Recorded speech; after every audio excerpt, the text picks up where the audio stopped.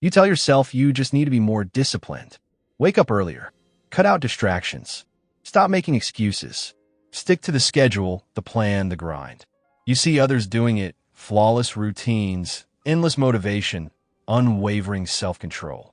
And yet, the harder you push, the more you feel like you're fighting against yourself. Instead of feeling empowered, you feel drained. Instead of being in control, you feel trapped. And the worst part? The very habits you swore to eliminate start calling you back even stronger. So what's really happening here?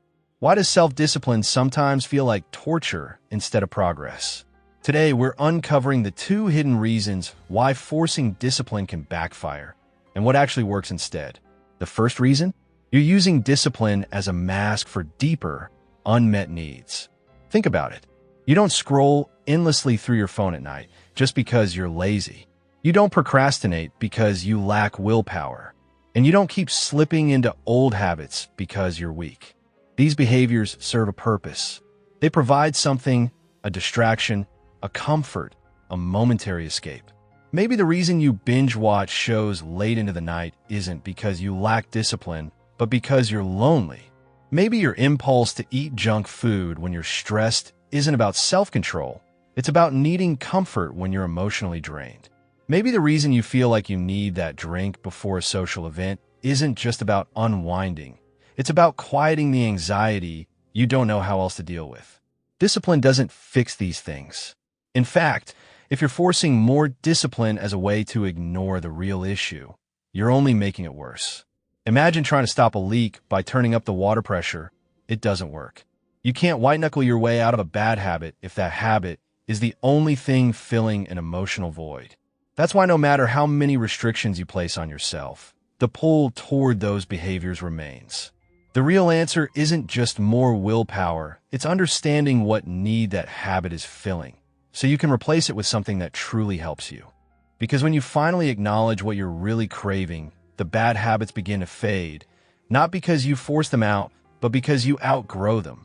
But there's a second, even more damaging reason why discipline might be making you miserable. You're not using it as a tool for growth, you're using it as a weapon against yourself. Think about the way you talk to yourself when you fail. That voice in your head, is it a supportive coach or is it a relentless drill sergeant? Does it encourage or does it criticize? Does it push you with care or does it punish you with shame? Many people think they need to be hard on themselves to stay motivated. They believe that if they don't push themselves relentlessly, they'll become lazy or fall behind. But discipline fueled by self-hatred is a trap.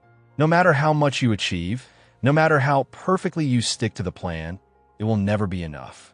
Because that voice will always move the goalpost, always find something you're lacking, always tell you that you're still not quite there. And here's the hard truth. Self-hatred doesn't always look like obvious self-loathing. Sometimes it disguises itself as perfectionism, as overworking, as never feeling satisfied with yourself. It shows up when rest feels like failure, when productivity is the only thing that makes you feel worthy, when you measure your value by how much you accomplish, not by who you are. So how do you break free? It starts with shifting the way you view discipline. Instead of seeing it as something you have to do, imagine discipline as something you get to do, a form of self-respect rather than self-punishment. Think about a good parent raising a child. Do they scream at them when they struggle? Do they push them to exhaustion? Do they tell them they're worthless unless they succeed? No. They guide, encourage, and support because they want what's best for them, but not at the cost of their well-being. Now, what if you started treating yourself the same way? If the term self-love makes you cringe, think of it instead as a relationship with yourself. Because that's what this really comes down to. If you wouldn't treat your best friend like trash, if you wouldn't exhaust them, pressure them, or make them feel like they're never enough, then why do it to yourself? Real discipline isn't about punishing yourself into submission. It's about building a foundation where discipline doesn't feel like suffering because it's coming from a place of care rather than criticism. So the next time you find yourself struggling, ask yourself, am I pushing myself to grow or punishing myself because I don't think I'm enough?